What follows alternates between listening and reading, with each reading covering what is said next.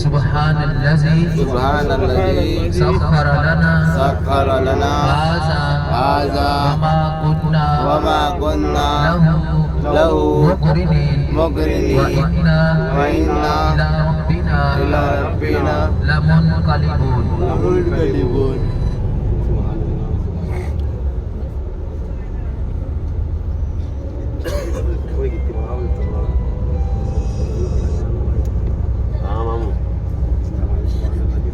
Bismillahirrahmanirrahim.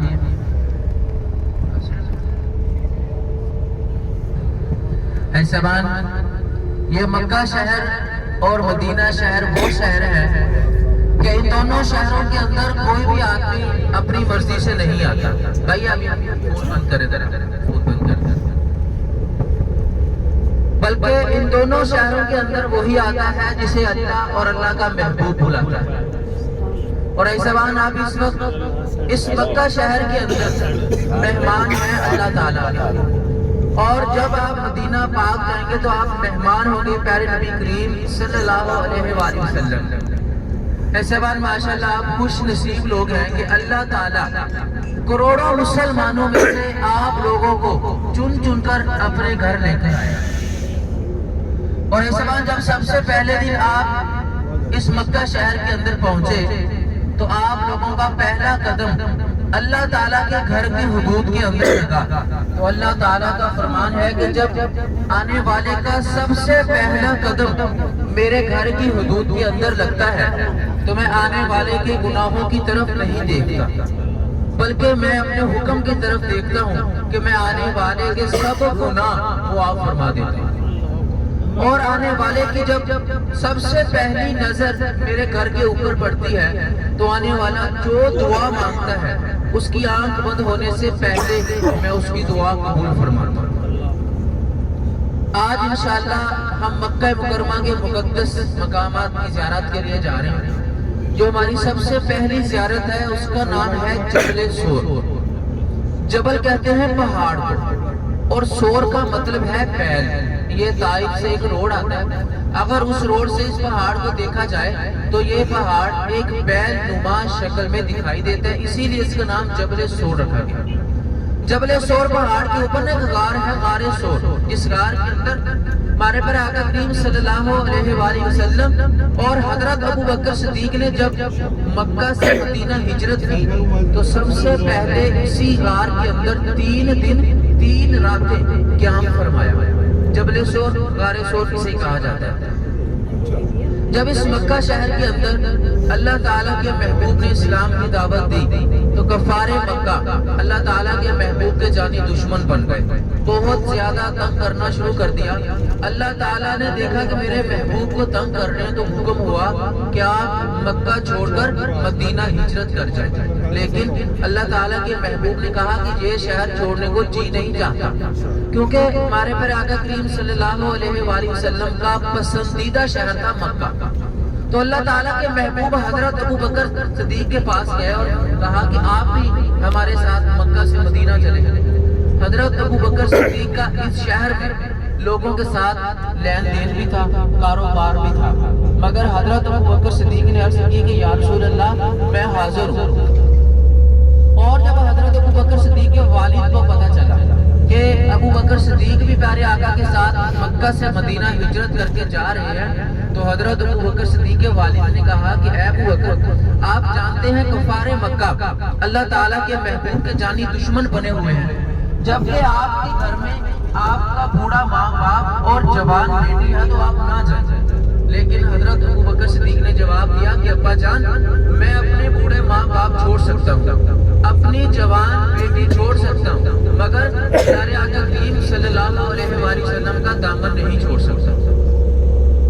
تو حضرت ابو بکر صدیق اور ہمارے پیارے آقا جب مکہ سے مدینہ ہجرت کر کے جا رہے تھے تو راستے میں حضرت ابو بکر صدیق ہمارے پیارے آقا کے کبھی آگے ہوتے کبھی پیچھے، کبھی دائیں کبھی بائیں، چاروں طرف گھومتے.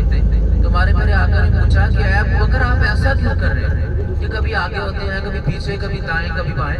تو حضرت ابو بکر صدیق نے عرض کی کہ یا رسول اللہ پیچھے سے کفار مکہ آ رہے ہیں، ہو سکتا ہے ان میں سے کوئی دشمن وار کرے، اگر کفارے مکہ میں سے کوئی دشمن وار کرے تو وہ وار مجھے لگ جائے، آپ کو کوئی تکلیف نہ پہنچے۔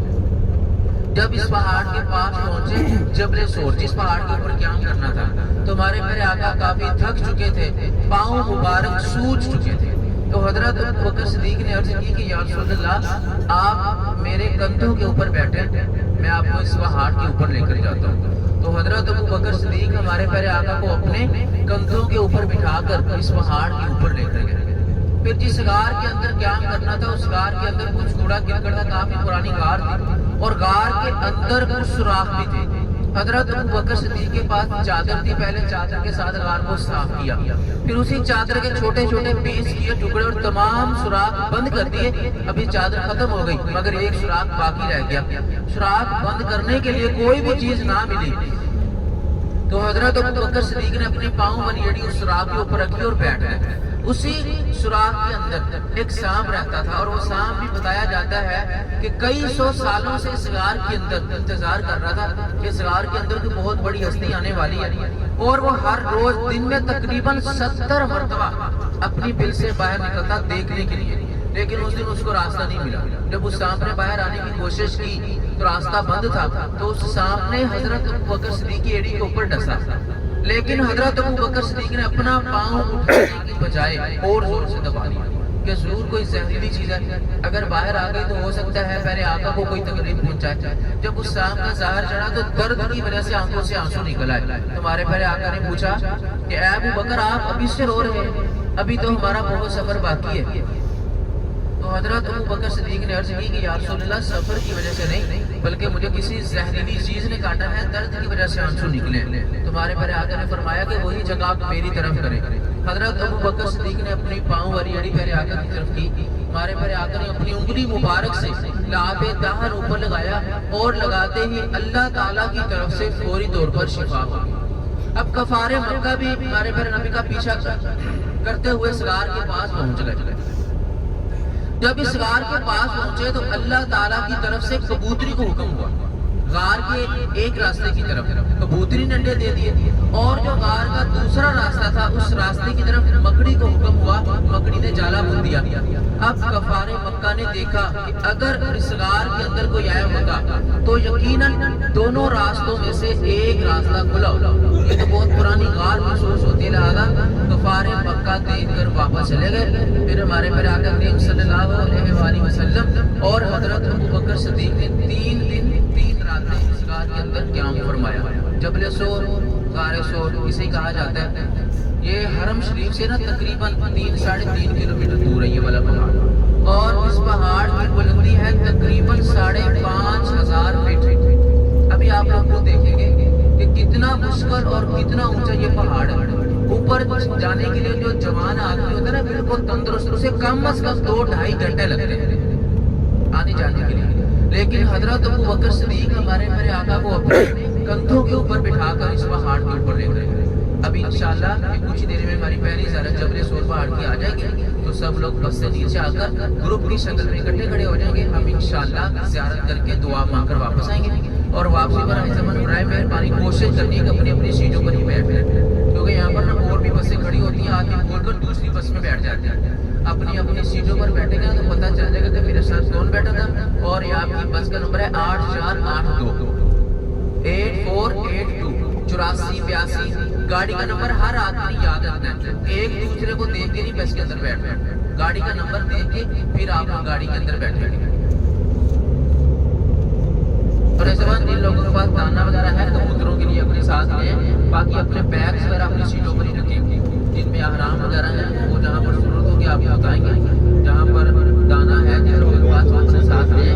یہ جبل سور پر کبوتر وغیرہ نے ان کو دانا ڈالیں گے، آپ کو حرم شریف میں جس جگہ پر بھی نظر آئے نا اپنے گنجائش کے مطابق ان کو دانا پانی ضرور ڈالا کریں، کیونکہ یہ بتایا جاتا ہے کہ یہ وہی نسل چلتی آ رہی ہے جس نسل نے جبل سور پر انڈے دیے تھے۔ ان کو دانا وغیرہ ڈالنا جو نا یہ ثواب ہے، یہاں پر بہت کم لوگ آتے ہیں دانا وغیرہ لے کر، کیونکہ لوگوں کو پتہ نہیں ہوتا نا، تو جن لوگوں کے پاس ہے وہ ڈال دیں، اگر کسی کو چاہیے ہو تو یہ گاڑی کے اندر بائک کے پاس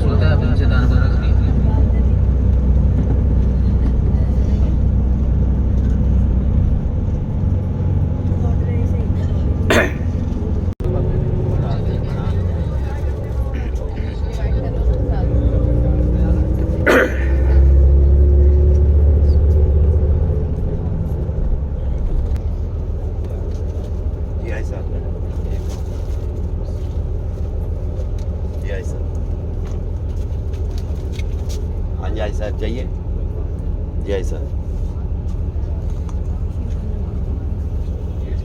جی صاحب کیسے چاہیے شور پہاڑ کی آ چکی ہے. سب لوگ نیچے آ کر گروپ کی شکل میں اکٹھے کھڑے ہو جائیں. ہم ایک ساتھ جائیں گے زیارت کرنے کے لیے, ایک ساتھ واپس آئیں گے.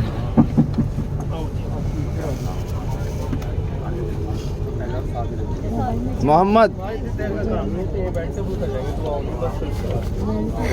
چلو گارے سور. بسم اللہ الرحمن الرحیم.